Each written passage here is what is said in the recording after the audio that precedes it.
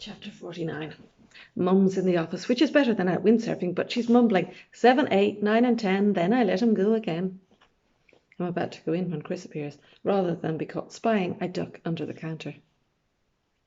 Private party, he says, or are you drinking with invisible leprechauns? Nah, says Mum, sure even they've partnered up. Leprechauns, psychos, predatory pixies. The whole entire world and misfits of every generation have paired up, regardless of, she gives a bitter laugh, facial hair. Look, even your whales have paired up. See? She's right. That was me, weeks ago. Seemed like a good idea at the time, to put all the little whales together in pairs. The office is in a feng shui space in the lobby that means romance and relationships. I'm deleting every email the cowards sent me, she says. What am I like, Chris? All dressed up and nowhere to go? You have a ball to go to, he says. Your ball. Everyone's wondering where you went. I can't, I'm sorry, she says. I've completely forgotten how it feels waiting to be stood up. Out front, I can hear couples peel across the lawn, disappearing into the darkness for privacy, or to witness the witchiness of the sea. I wish I'd stayed at the dance. Grace was right. There's nothing I can do, and now I'm trapped. Chris left the office door open, so to get anywhere I have to crawl past, or try nudging it closed and hope they won't notice while I make a dash for the exit. Chances are that would be the moment Mum's date would arrive, having stopped to help a family in need at the side of the road. He'd actually be nice and they'd fall in love. Then, if they got together, I'd be like this weird girl child forever that he first saw crawling out from under the front desk of this hotel. Meanwhile, Mum sat in the office trying to understand what went wrong. It shouldn't be this hard. I know, says Chris. What if he did show up, Chris? What if he came here, took one look at me and fled? Silly old cow, she's not sexy or beautiful or desirable. I wouldn't say that, says Chris. You know what I said in my stupid emails? I want someone to love me, to love being in love with me. She shoots each email dead with a precise finger. Mind you, what I said in my last few emails might have been enough to scare him off. I agree, reluctantly. Not going to find love on the other side of a computer screen, am I? Angelica was right. She tried to warn me not to expect too much. I want to leave. I want to be deaf.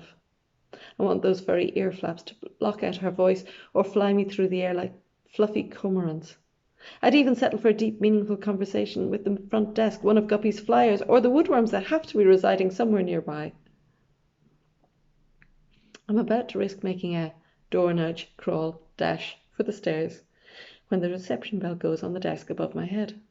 I peep through a gap in the wood. There are lots. It's an old counter, here from when the hotel was built. But all I see is darkness until the man moves away. A really angular, tall man, sort of lopsided, with grey hair.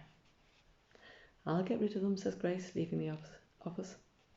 I make myself small and invisible under the darkest corner of the desk. The man drifts, picking things up and putting them down.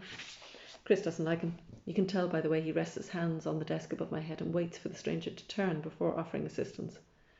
The man points at the restaurant menu. Halibut, he says, approaching the desk. It has 1 tea. Can I help you? Says Chris. Oh, yes, I hope so. I was meant to meet someone in the lobby an hour ago. Maybe she left a message for me? His accent is English. Not London, but somewhere northerly.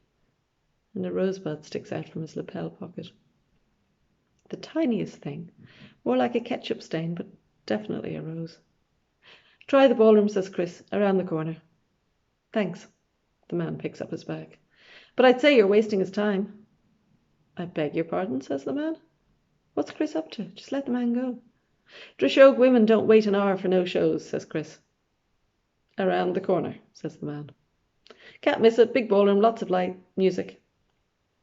Chris opens the door to release the man back into the wild before adding, the Donegal Spanish variety of halibut has 2 teas. Very distinctive taste. Mum chooses this moment, Chris's last word, to emerge from the office with an empty whiskey bottle. We need a refill, she says, heading to the lounge. Then something odd happens. She stops and stares at the stranger. Even odder, he stares back.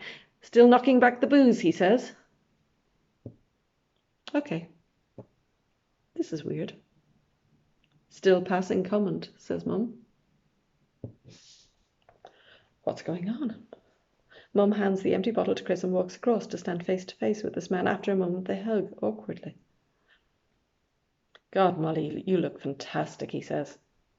Mum spots the rosebud. He shrugs. I had a date. She fetches hers from behind the counter. So did I. The man moves in closer. No wonder I felt I knew you. You don't, said Mum, taking a step back. No, I don't, he says. What is going on? I crawl out from my hiding place, holding a festival brochure, as if I'd just bent down to pick it off the floor.